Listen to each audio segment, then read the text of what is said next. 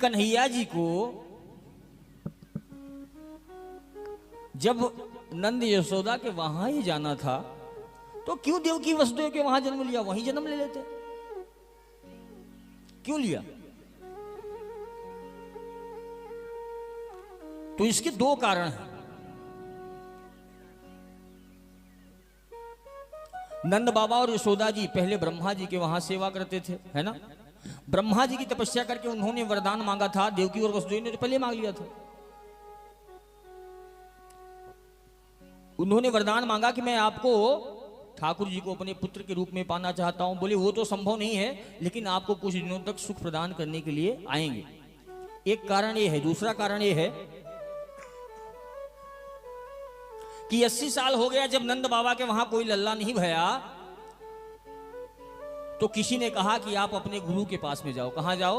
गुरु के पास में, वही कोई उपाय बताएं।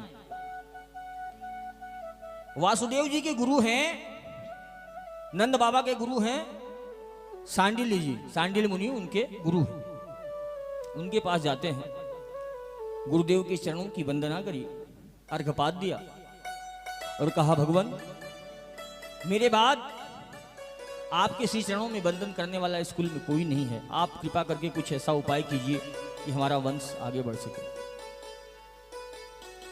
सांडिल्य मुनि ने अपने शिष्यों को भेजा, काहे के लिए? यज्ञ करने के लिए। अनेकानेक ब्राह्मण आए, बढ़िया त्रिपाल टेंट लगवा दिया गया। कहां? यमुना के किनारे। 56 पकवान बनने लगे। ये हुआ कि भाई चलो स्नान ध्यान कर लेते हैं, फिर उसके बाद यज्ञ प्रारंभ करते हैं। यमुना जी में स्नान किया, जब ही नंद भवन की ऊंची अटारी से आवाज आ गई, महाराज जी नाश्ता बन गयो है। क्या भयो? नाश्ता बनी गयो है। अच्छा, बढ़िया मथुरा की कचौरी तीखी वाली, झन्नाट और आलू, तीखी मिर्च वाली। अब महाराज लोग काहे को माने, बोले चलो थोड़ा सा नाश्ता कर ही लेते हैं। अब गए ये कचौरी खाने के लिए, कब 10 फंसाली कोई पता ही नहीं चला। ठीक है, तो जब ओवरडोज हो गया तो थोड़ी सी आलस शरीर में आई, तो ये हुआ कि चलो एक काम करो, अब दोपहर में स्नान करने के बाद फिर यज्ञ प्रारंभ करेंगे। फिर गए दोपहर में स्नान करने के लिए, और दोपहर में स्नान करके निकले थे, तभी नंद रानी नावा लग दी, महाराज जी भोजन तैयार है, आ जाओ। अब भोजन तो भोजन ही गए, तो भैया 56 प्रकार कोई कमी नहीं थी नंद बाबा के वहां। दूध दही घी की 9 लाख गैया थी, चकाचक खाया ब्राह्मणों ने।